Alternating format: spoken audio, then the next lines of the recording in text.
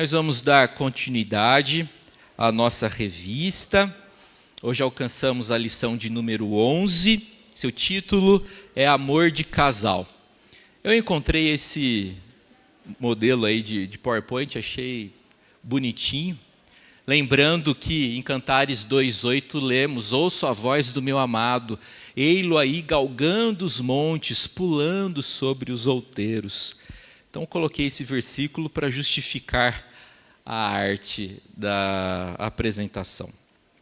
As próximas lições vão tratar de um curioso livro bíblico que pertence ao bloco dos livros sapienciais do Antigo Testamento. Refiro-me ao livro de Cântico dos Cânticos, ou Cantares. Esse é um livro bastante curioso e controverso. E é importante nós compreendermos as lições que devemos aprender com esse texto tão bonito e provocativo também. Eu quero ler com vocês o início de Cantares. O autor da revista propõe a leitura dos primeiros 4 versículos do livro de Cantares. Vamos fazer isso agora.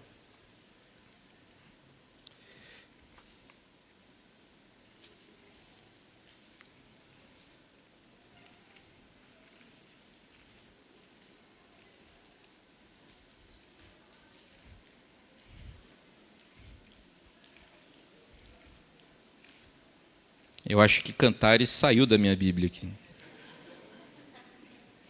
Voltou.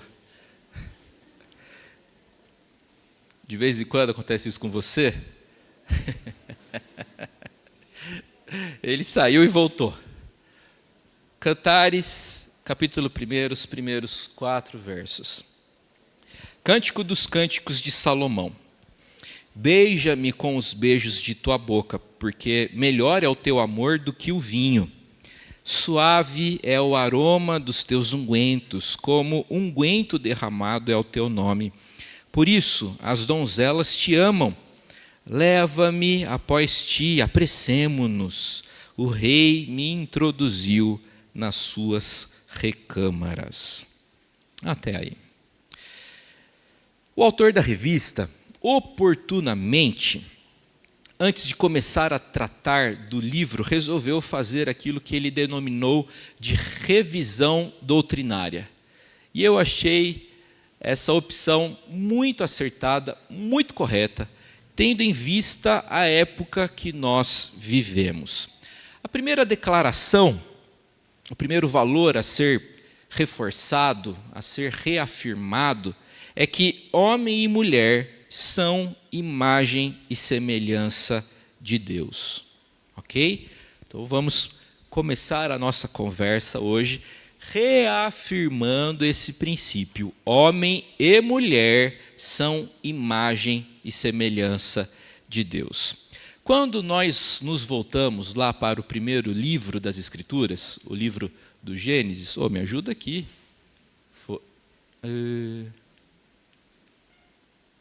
Quando nós voltamos para o primeiro livro das Escrituras, o livro do Gênesis, nós encontramos Deus criando todas as coisas. Enquanto iniciava a criação do mundo, Deus ordenava e tudo acontecia. No livro do Gênesis a gente encontra essa dinâmica. Só um instante, gente, já volto.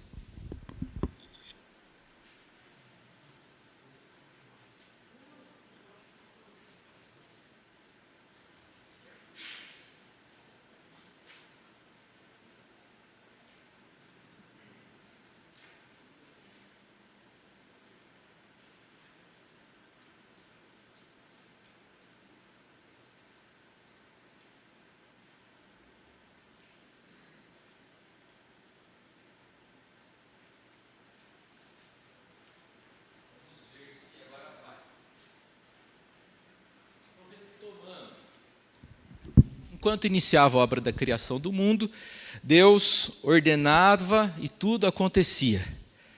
O texto ensina que a palavra de Deus é poderosa. Então, Deus disse, haja, e o que aconteceu? ouve. Vejamos lá o verso 3º do capítulo 1. Haja luz, e a consequência desse comando divino foi: houve luz. Haja, ouve. Com Deus é sempre assim. Quando Ele diz haja, o resultado será ouve. E isso acontece por quê? Porque a voz do Senhor é poderosa. Deus faz aquilo que quer através da sua palavra. No relato bíblico da criação do homem, nós encontramos a seguinte informação. Verso 26 do capítulo 1. Façamos, plural, façamos o homem à nossa imagem, conforme a nossa semelhança. Tenha ele domínio sobre os peixes do mar, sobre as aves dos céus, sobre os animais domésticos, sobre toda a terra e sobre todos os répteis que rastejam pela terra. Que nós é esse? Esse homem nem tinha sido criado. De onde que veio esse plural? Que nós é esse? Quem é que está conversando aí? Bem, os hebraístas afirmam que aí no verso 26 encontra-se o chamado plural majestático. Fica aí sugerido, né, que há pessoas dialogando, que há pessoas conversando, fazendo referência àquilo que na revelação, que é progressiva, ou seja, a revelação de Deus foi sendo dada a nós, ao seu povo, aos pouquinhos. A Bíblia de Abraão, por exemplo, tinha apenas um versículo. Anda na minha presença e é perfeito. Sê tu uma bênção. Aquilo lá que a gente encontra em Gênesis. A Bíblia de Abraão era isso. Ele só tinha isso. Hoje nós temos a revelação completa. E a revelação progressiva do Senhor aponta claramente para a doutrina da Trindade. Né? Há só um Deus que subsiste em 3 pessoas, o Pai, o Filho e o Espírito. Mas é bonito, é interessante ver que já no primeiro livro das Escrituras essa doutrina já é semeada, já é plantada, já é sugerida. Façamos o homem à nossa imagem. Tá? A ideia de que Deus entrou em um conselho divino, como se depois da criação do universo, as pessoas da deidade chegassem à conclusão de criar aquela que seria a obra-prima do Senhor, o ser humano.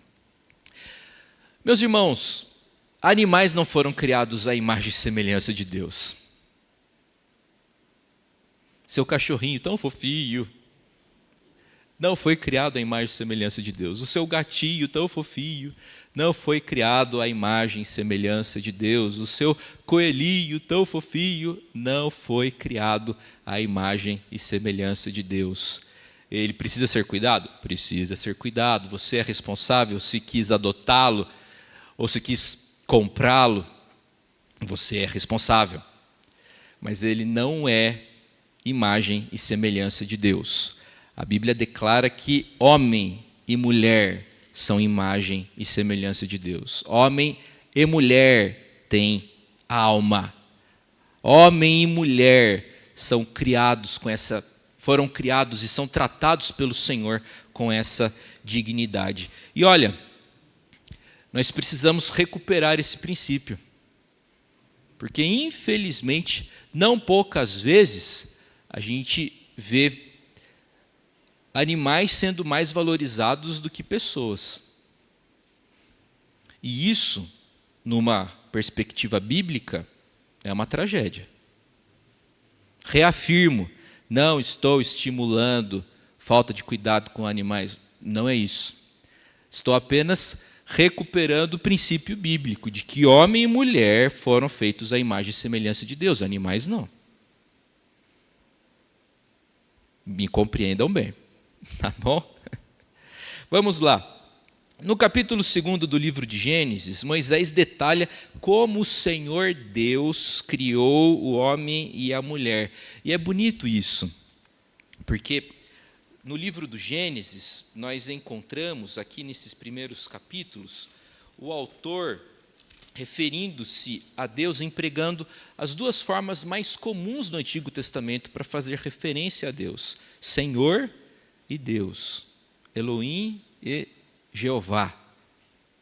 Essas tradições convivem bem aqui nos capítulos iniciais do livro de Gênesis. Então Moisés detalhou como o Senhor Deus criou o homem e a mulher e o propósito para o qual foram criados.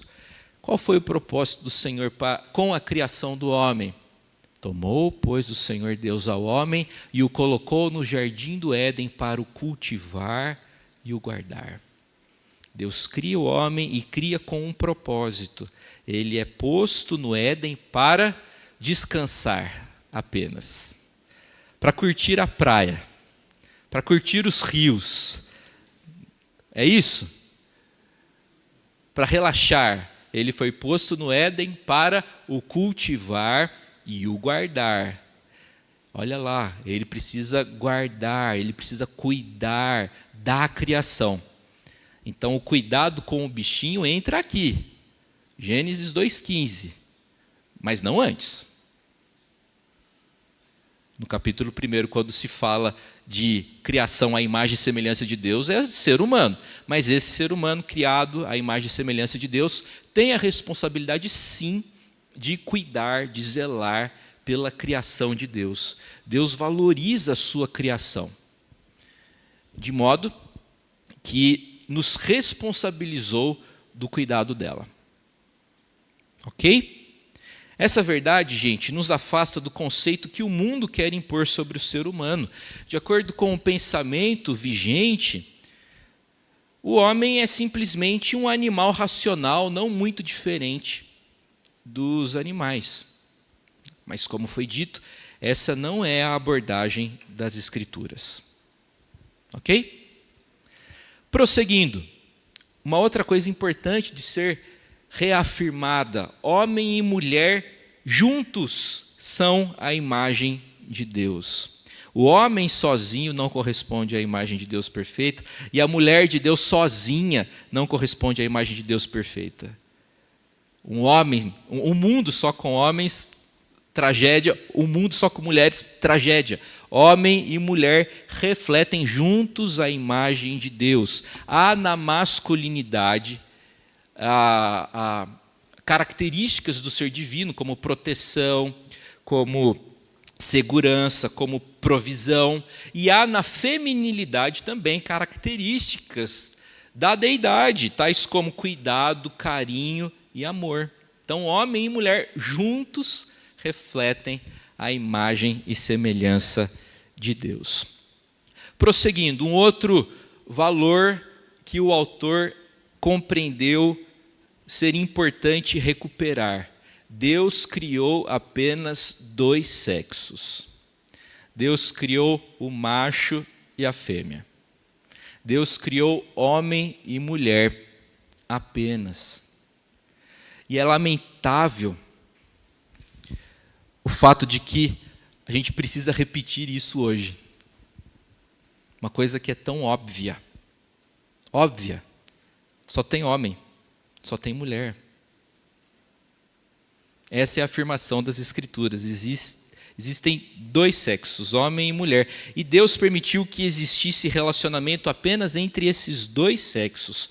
Qualquer tipo de relacionamento diferente disso, a Bíblia enquadra isso como pecado, como algo que desonra o Senhor e que desonra a própria pessoa que pratica aquilo. Tá? Meus irmãos, como bem afirmou John Stott, poucos temas têm exercido tanto impacto nos últimos anos quanto a homossexualidade. E John Stott escreveu isso daí na década de 70. De 1970 para cá, a coisa piorou ainda mais. Poucos temas têm despertado tanto a atenção e chamado tanta atenção quanto o tema da homossexualidade. Só que assim, gente, a homossexualidade não é nova, pois pecado é assunto que retrocede aos primórdios da história. Não tem novidade, não. Sempre existiu. E por que a sua existência é antiga? Porque o pecado remonta aos pródromos da história. As rápidas mudanças sociais têm revelado um nível sem precedentes de aceitação da homossexualidade. Isso tem levado a uma mudança nas percepções ocidentais de questões como a natureza da sexualidade, o conceito de família, educação de crianças, a natureza dos direitos humanos. Ao refletirmos sobre a mensagem da Bíblia e as exigências da nossa cultura, nós precisamos reafirmar nossa convicção na autoridade das Escrituras.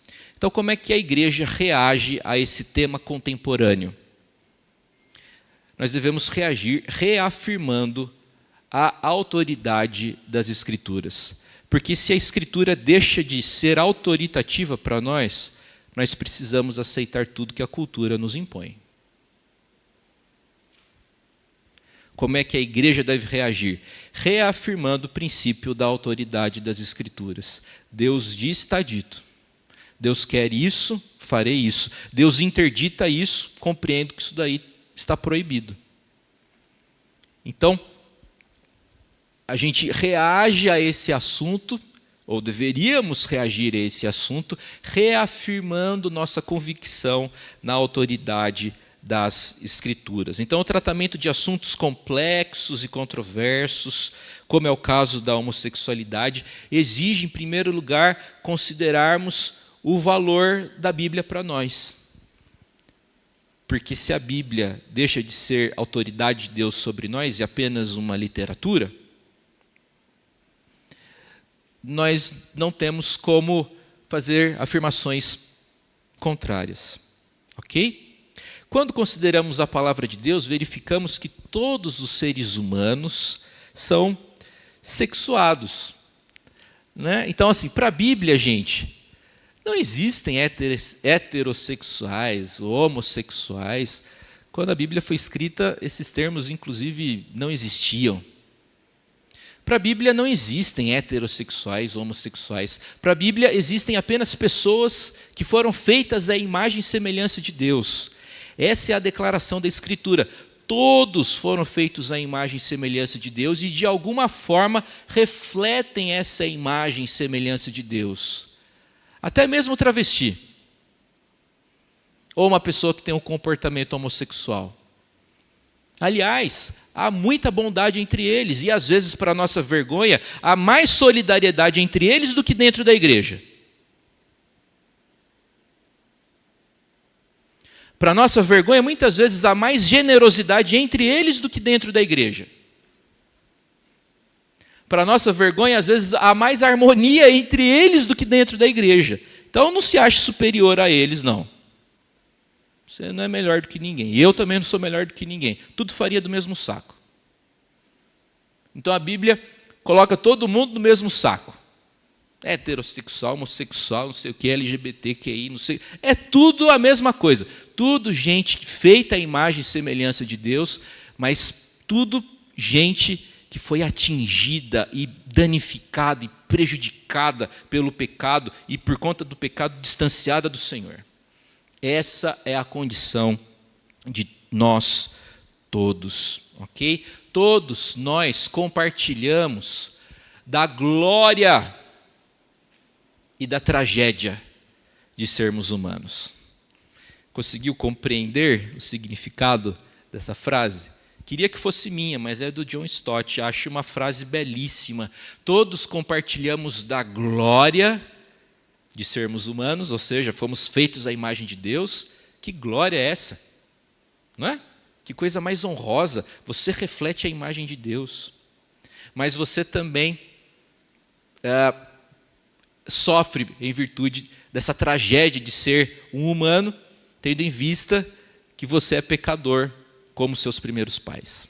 Todos compartilhamos da glória e da tragédia de sermos humanos. Podemos, dessa forma, desaprovar as práticas homossexuais, mas não temos a liberdade para desumanizar aqueles que se envolvem nelas. Ok?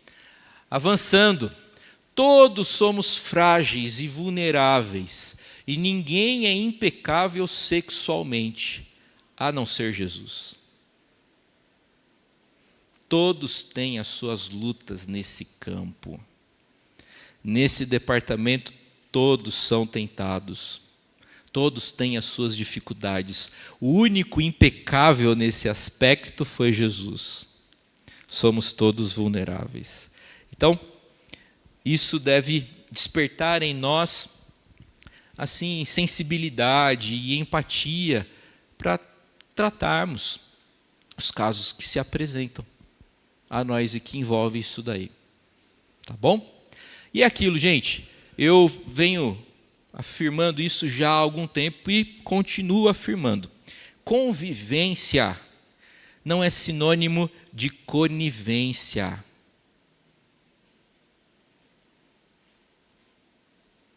Convivência não é sinônimo de conivência. Não é porque você convive que você concorda. É possível conviver e discordar. Ok? Conviver não é sinônimo de aceitação. Tá? E eu falo isso, gente, com profundo respeito, com profundo temor e tremor, porque tem irmãos queridos aqui, agora, que enfrentam esses dramas em suas casas e em suas famílias. E vocês vão concordar comigo que está difícil encontrar uma família hoje em dia onde esse tema não apareça de alguma forma.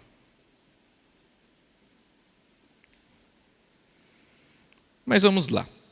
O nosso tema não é esse específico. Isso daí faz parte dessa revisão doutrinária proposta pelo nosso autor. Ok? Meus irmãos, dentro desse paradigma, pode-se concluir que o ato sexual deve ocorrer entre um homem e uma mulher. E a Bíblia chama isso de tornar-se uma só carne. Bonito isso. Tá? E diversos textos bíblicos apontam para essa realidade do contato íntimo significar, corresponder a esse tornar-se uma só carne. Olha lá, Gênesis 2, 24. Vou dar uma sentada aqui. Vocês acreditam que no meio da semana eu levei um tombo de bicicleta? Eu ganhei uma bicicleta no Natal, aí vou mudar os hábitos, agora eu vou virar ciclista. Próximo passo é comprar a roupa do ciclista. Né? Por que você falou vixe? Achei que você fosse meu amigo, André. Enfim, estava andando lá, aproximou o caminhão, não sei o que me deu, fui perto do meio-fio e acabei no chão. Fazia tempo que eu não me ralava. E como que é ruim ficar ralado, né? É horrível. Eu até estou assim, mais solidário às crianças, porque de vez em quando eles se ralam. Passa aí um metiolate pronto. Demora para a gente se recuperar. Olha a idade. Então vamos lá. Por isso deixa o homem pai e mãe e se une à sua mulher, tornando-se os dois, o quê? Uma só carne. Gênesis 2, 24. De modo que já não são mais dois, porém uma só carne. O que Deus ajuntou, não separe o homem. Mateus 19, verso 6. Ou não sabeis, palavras de Paulo, que o homem que se une à prostituta forma um só corpo com ela? Porque, como se diz, serão os dois uma só carne. 1 Coríntios, capítulo 6. Efésios 5, recuperando o teor do livro do Gênesis. Eis porque deixará o homem a seu pai e sua mãe, e se unirá à sua mulher, e se tornarão os dois uma só carne. Então, para a Bíblia, o ato entre um homem e uma mulher aponta para isso, é tornar-se uma só carne. Na verdade, tornar-se uma só carne está fazendo referência ao que Adão disse quando Deus lhe entregou Eva. Lembram-se lá do texto? Gênesis 2, 23. Esta, afinal, é osso dos meus ossos e carne da minha carne. Chamar-se-á varoa, porquanto do varão foi tomada. Então, tornar-se uma só carne comunica essa ideia. Deus criou homem e mulher, e Deus criou o homem para a mulher e a mulher para o homem. O correspondente sexual do homem é a mulher e o correspondente sexual da mulher é o homem. Ok? Pois bem, depois dessas palavras a título de revisão doutrinária, nós temos condições de nos aproximarmos do texto de Cantares. Tá bom? Vamos fazer isso agora. Quanto à sua autoria, quem escreveu Cantares? O livro começa com a seguinte expressão. Verso 1 do capítulo 1. Cântico dos Cânticos de Salomão. Ah, pastor, está fácil, é Salomão. A Bíblia está dizendo aí, é Salomão. O problema, meu amigo, é que a frase adicional de Salomão pode indicar várias possibilidades. Por exemplo, o material é sobre Salomão. Então, a frase adicional no hebraico de Salomão pode comunicar que aquele texto é sobre Salomão, ou pode indicar que foi dedicado a Salomão, ou pode indicar que foi escrito por Salomão, ou até mesmo em crítica a Salomão. E vamos convir, o homem não deu um bom exemplo nesse campo. Tá? Mas vamos lá. Você não precisa ficar se descabelando a respeito da questão da autoria salomônica ou não do livro. Essa é uma discussão assim secundária, sem muita importância. A opinião entre os teólogos mais conservadores é sim que Salomão foi o autor do livro de Cantares. Tá?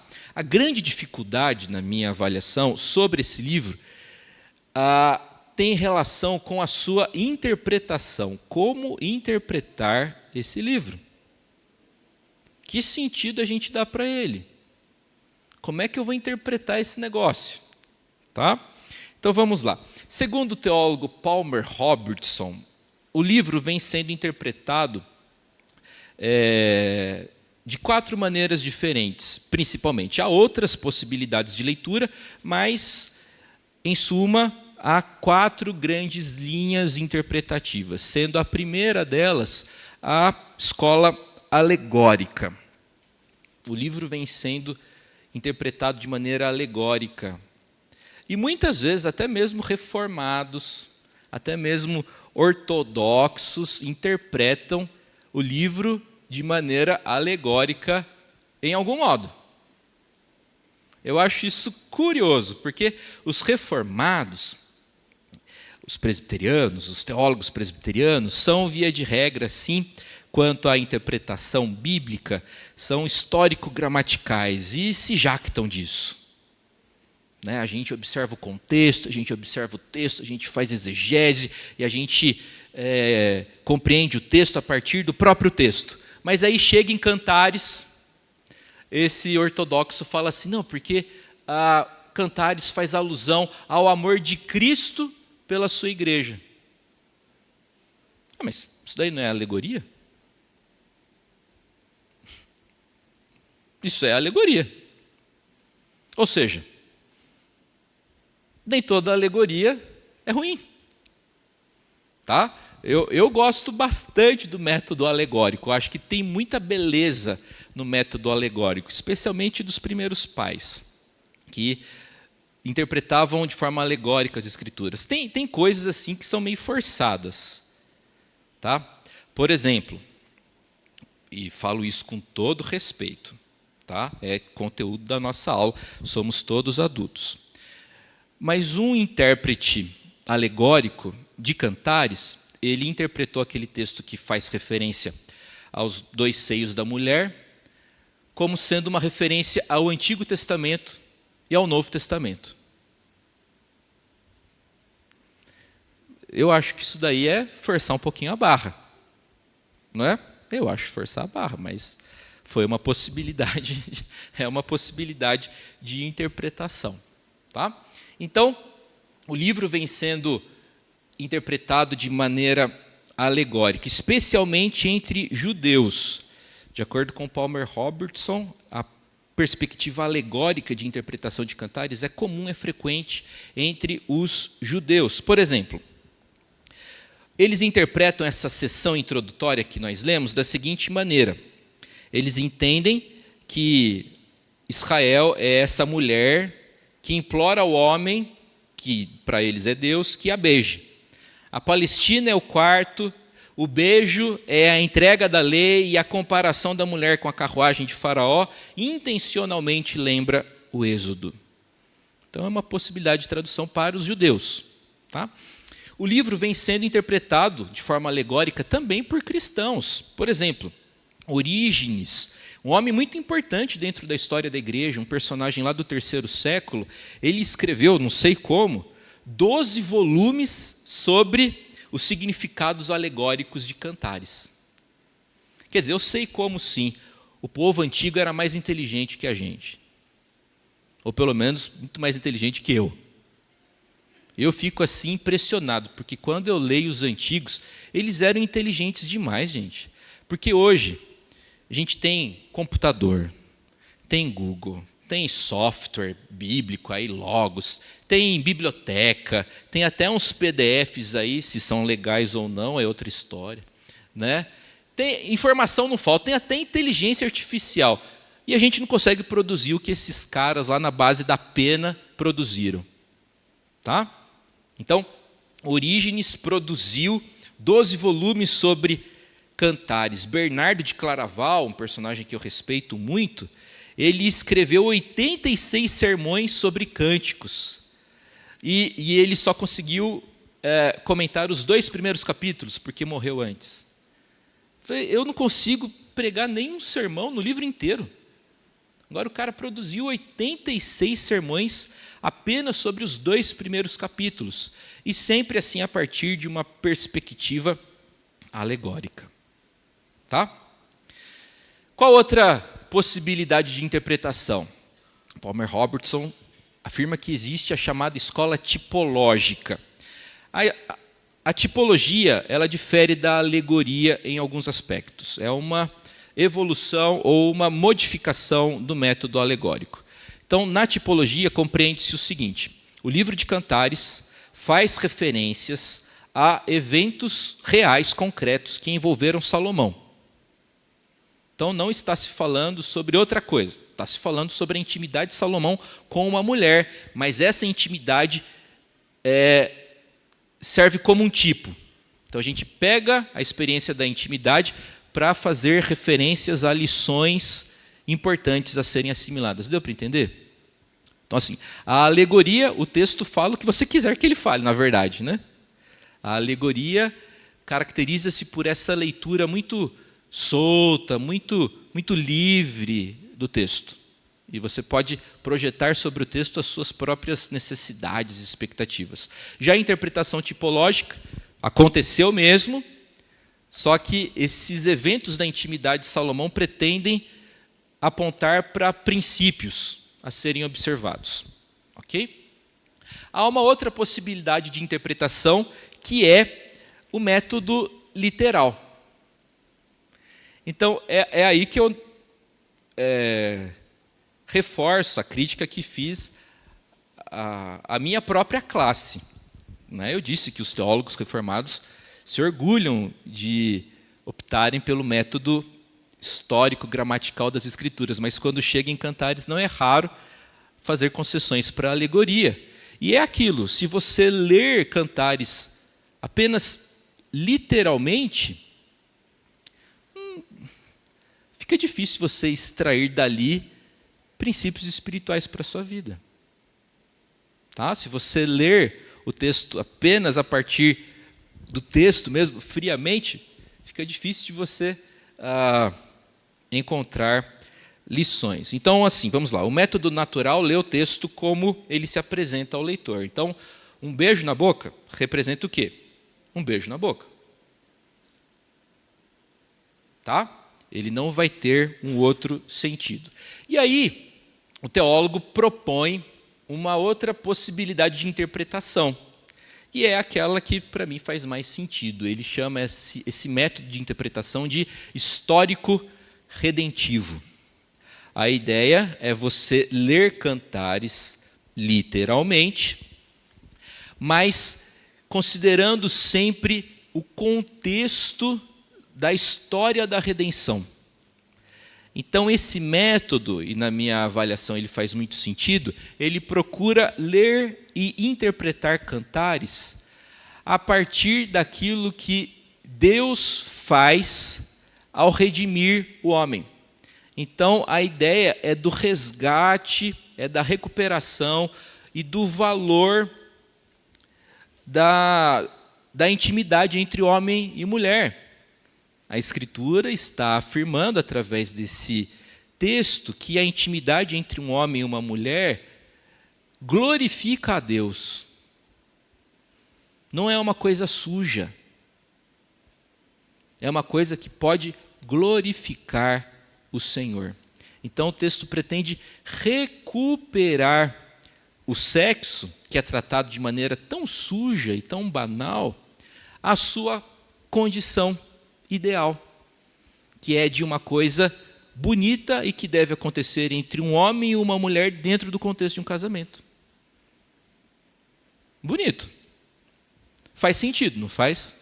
Se nós considerarmos todo o enredo das Escrituras, faz sentido. Tá? A ideia é de recuperar aquilo que homem e mulher desfrutavam no Éden. Um e outro estavam nus e não se envergonhavam. Não é isso que a gente lê lá? Então, Salomão, em Cantares, está aí descrevendo a beleza e a santidade que há dentro do casamento, dentro da intimidade, num contexto de casamento. Deu para entender, gente? É isso mesmo, está tudo errado. É nada, pastor. Eu gosto do método alegórico mesmo. Pode ser uma escolha que você vai fazer, tá? Mas entre os reformados é mais comum optar-se, ou vem sendo mais comum optar-se por essa leitura histórico-redentiva. Reforço, tem muito reformado aí que lê tudo literalmente, mas chega em Cantares, já de cara faz referências a Cristo e à igreja. E assim, é uma possibilidade de leitura também, na minha modestíssima opinião. Também é uma possibilidade de leitura. Eu gosto muito da obra de um espanhol do século XVI, chamado João da Cruz, ou São João da Cruz. É que nós não pertencemos à tradição católica, então aí o São sou estranho nos nossos ouvidos, não é mesmo? Então, quando eu faço referência a esse personagem, geralmente eu o denomino de João da Cruz. E ele gostava de interpretar cantares de forma alegórica. E ele dizia que Cantares era o livro preferido dele. Aí eu fico assim, mas como assim, João da Cruz? Como assim Cantares? Tem tantos outros livros mais legais, mas ele lia Cantares e interpretava Cantares de forma alegórica, enxergando ali o amor entre Cristo e a sua igreja. É uma possibilidade de leitura também. Beleza, gente? Vamos lá. E todas essas considerações nos conduzem à seguinte constatação: o sexo não é sujo. É bem provável que de todas as religiões do mundo, o cristianismo seja a que tem uma atitude mais positiva em relação ao corpo. De todas as religiões, provavelmente o cristianismo é aquela que tem a atitude, a postura mais positiva em relação ao corpo, pois ensina que Deus criou a matéria e ensina que Deus criou os corpos, tudo era bom. A Bíblia chega a afirmar que o próprio Filho de Deus se encarnou e que ainda encontra-se nessa condição. Tá? Então o cristianismo afirma que Jesus Cristo se encarnou, virou gente. E por ocasião de sua ressurreição, ele tem agora um corpo glorificado, mas ele não abandonou a sua humanidade. O cristianismo sustenta isso. Nós cremos na bendita ascensão, ocasião em que Jesus Cristo, verdadeiro Deus e verdadeiro homem, foi elevado aos céus. E a ascensão de Jesus aponta justamente para o fato de que o homem agora pode chegar a Deus, pode alcançar o céu através da obra de Jesus. Se o corpo para a gente fosse coisa ruim, Jesus Cristo já teria abandonado, né, essa condição encarnada. Mas não foi o que aconteceu. Então o cristianismo vê com bons olhos o corpo, a matéria. É coisa boa, pois procede do próprio Deus que criou todas as coisas de maneira boa. Ok? Gente, o cristianismo também afirma que o próprio Deus criou a sexualidade, que no princípio deu homem e mulher um para o outro. Se alguém disser que o sexo é sujo, nós temos a Bíblia para refutar essa pessoa. E outra, a Bíblia deixa os recatados e os tímidos muito desconfortáveis. Porque a gente lê cada coisa na Bíblia, não é verdade? Continua a leitura aí de Cantares. Entre os judeus, a leitura de Cantares era proibida para menores de 30 anos. Algumas correntes do judaísmo só autorizavam a leitura de Cantares a partir dos 30 anos. E é aquilo, né? O adolescente lê isso daí e consegue entender muito bem. Eu, quando era adolescente, li e entendia muito bem. Ou pensava que entendia, né? É isso aí, gente. Prosseguindo, eu queria dividir com vocês uma frase do Tim Keller. De acordo com o ensinamento cristão, a intimidade sexual é fundamentalmente um modo de conhecer a Deus e desenvolver a comunidade. E quando for usado para esses fins e não para satisfação pessoal, resultará em mais satisfação do que se pode imaginar. Tim Keller, a partir da Escritura, está ensinando o seguinte: o homem deve, por ocasião do contato íntimo, objetivar o prazer da esposa, e a esposa deve proceder da mesma maneira, pretendendo sempre fazer o marido feliz. O marido quer ver a esposa feliz, e a esposa quer ver o marido feliz, e nessa troca todos são abençoados. E, gente, mais coisas. A Bíblia estimula os casais a terem esse contato com frequência. Tá? Leia lá 1 Coríntios 7. Não deve ser assim uma coisa, aniversário de casamento. Hoje é meu aniversário de casamento com a Raquel, dia 12 de janeiro. Mas tem culto, tem 3 filhos, tá difícil. Mas a ideia não é essa. Ó, de vez em quando. O texto. E, gente, eu estou brincando, mas eu não quero escandalizar ninguém. Tá? E se eu me exceder, pode comentar ali fora depois.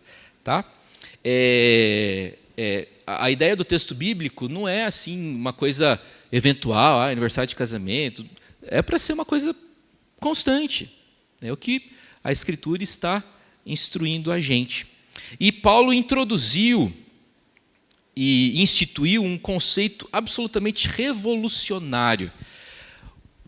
O princípio instituído por Paulo é o seguinte: marido e mulher devem satisfazer um ao outro. Por que Paulo ensinou isso? Porque no mundo da época era muito comum o homem garantir a descendência dentro de casa e obter o prazer fora dela. Então, naquele período era comum o homem relacionar-se com a mulher com vistas à perpetuação, com vistas à geração de filhos, mas a alegria ele obtinha fora de casa. E, infelizmente, tragicamente, muitas vezes isso acontece ainda hoje. Não entre crentes, pelo amor de Deus. Não entre crentes. Porque o homem crente é marido de uma mulher só. A mulher crente é esposa de uma mulher só. Como é que é? Ok. Aí, ó, vocês estão afiados, era um teste. E eu estava falando assim com energia, com propriedade. Então é isso daí, a mulher crente é esposa de um marido só. Tá bom? Vocês entenderam o princípio. Não sei quem aqui já leu Casa Grande em Senzala, do Gilberto Freire. É um livro gigantão. E ele dedica 2 capítulos volumosos para tratar da questão da sexualidade no Brasil, colônia e império. E lá ele registrou que era muito comum homens terem contato com as suas esposas apenas para geração de filhos, mas a alegria ele obtinha fora. Ele obtinha lá na senzala. Uma coisa feia. O conceito introduzido por Paulo aqui nas Escrituras é diferente. Marido e mulher satisfazem um ao outro e não há sujeira nisso. Não há pecado nisso, dessa intimidade usufruída dentro do contexto do matrimônio entre um homem e uma mulher. Meus irmãos, a Bíblia incentiva a intimidade, mas nunca incentiva a promiscuidade e a impureza nessa matéria. Veja lá, Hebreus 13, verso 4. Digno de honra entre todos seja o matrimônio, bem como o leito sem mácula, porque Deus julgará os impuros e adúlteros. Digno de honra entre todos seja o matrimônio, bem como o leito sem mácula. No leito do casal crente não pode haver sujeira. Não é porque o mundo faz que você deve fazer. Não é porque é comum lá fora que deve ser comum dentro de casa. O que Deus proibiu está interditado. Mas o que Deus deu deve ser aproveitado. Como eu disse no começo da aula, nesse campo, todos são tentados de alguma maneira. E, gente, isso faz parte da própria maneira pela qual o Senhor nos criou. Deus nos criou como criaturas sexuadas. Deus nos criou dessa forma. Mas o pecado afetou essa coreografia humana, né? O homem que deveria desejar apenas uma mulher, às vezes olha de forma impura para outras. Que o Senhor tenha misericórdia da sua vida e da minha vida. Eu sei das minhas lutas e não me apresento a vocês nessa manhã como alguém que não tenha dificuldades nessa área, nesse campo. Eu preciso de um Salvador, inclusive dentro desse departamento da minha vida.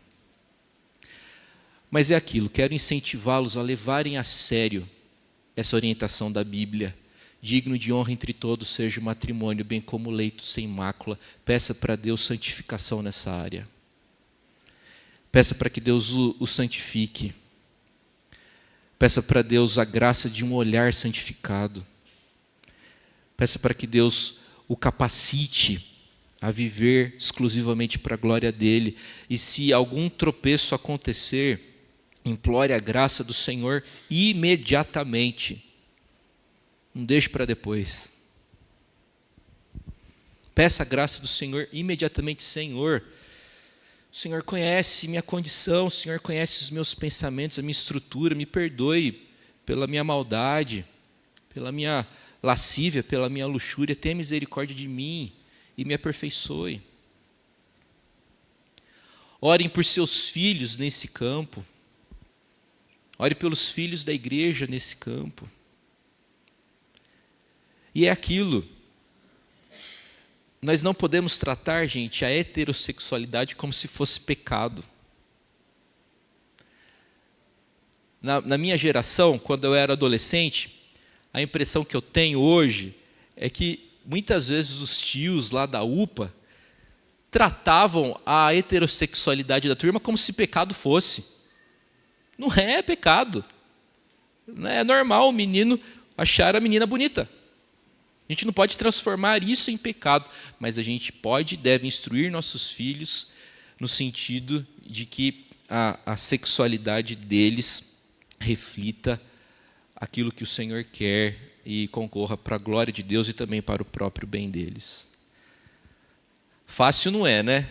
A missão não é fácil, mas é possível com a graça, com o auxílio e com a capacitação do Senhor.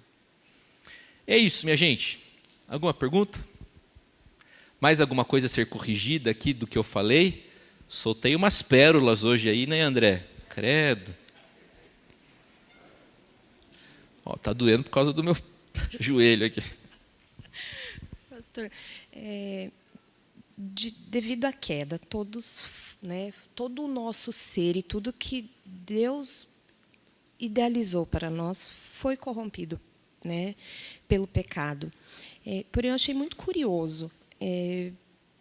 A gente tem a sensação de que essa área sexual da vida, que foi criada por Deus, como todas as nossas outras áreas, seja mais atacada, né? Ela pode ser mais mal vista, né? Que chega a ter a necessidade de ter um livro inteiro da Bíblia para resgatar o que Deus quis e o que Deus criou para nós, né? Eu não sei se faz sentido, mas na minha cabeça veio a relação da família, né? Porque foi o meio que Deus nos deu para perpetuar, para criar descendências para a honra e glória do seu nome.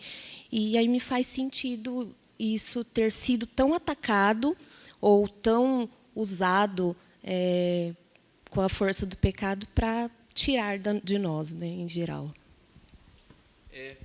Eu entendi, Tati. Eu concordo com você. Parece que esse é o campo mais difícil, né? Parece que as dificuldades são maiores ali. Eu concordo com você. Mas, ao mesmo tempo, Tati, talvez a gente tenha essa impressão porque seja mais fácil a gente identificar a nossa transgressão nesse departamento. Às vezes, em outros departamentos, a gente está fazendo um monte de coisa errada, mas a gente não se dá conta. Nessa área parece que fica mais fácil da gente identificar os erros, as fragilidades, as imperfeições da gente. Tá? Então a gente precisa desse resgate do que o Senhor tem para nos oferecer. Mais alguma pergunta? Mas não pode ser pergunta difícil. Ok. Vamos orar? Vamos falar com o Senhor? O André, por favor, fará a oração. Vamos nos levantar e, após a oração do nosso estimado irmão André, estaremos encerrados. Santo e amado Deus, Pai eterno, obrigado por essas palavras de ensinamento. Obrigado, Senhor, por estar constantemente resgatando dentro de nós os seus conceitos, os seus ensinamentos, resgatando dentro de nós a santidade, nos mostrando o que é certo. Perdoa-nos, Pai, pois somos pecadores, caímos a todo instante, não só na área sexual, mas também todos os dias no trabalho, em meio à inveja, em meio à ira, muitos momentos de incredulidade, muitos momentos em que não olhamos ao próximo com piedade, e mesmo assim o Senhor nos perdoa todos os dias, a sua misericórdia se renova todos os dias. Obrigado, Pai. Obrigado imensamente por nos resgatar e nos trazer aqui diante de vós para aprendermos e sermos destinados à vida eterna e à salvação. Que assim seja, pela glória e honra do seu Filho que veio a esse mundo e mesmo sem nenhum pecado, morreu para pagar os nossos pecados. Abençoa essa igreja, Pai. Abençoa os pais, os filhos. Abençoa-nos todos para que possamos vencer todos os dias tudo aquilo que nos distancia de vós e que vivamos para a honra e glória do seu santo nome. Em nome de Jesus eu oro. Amém.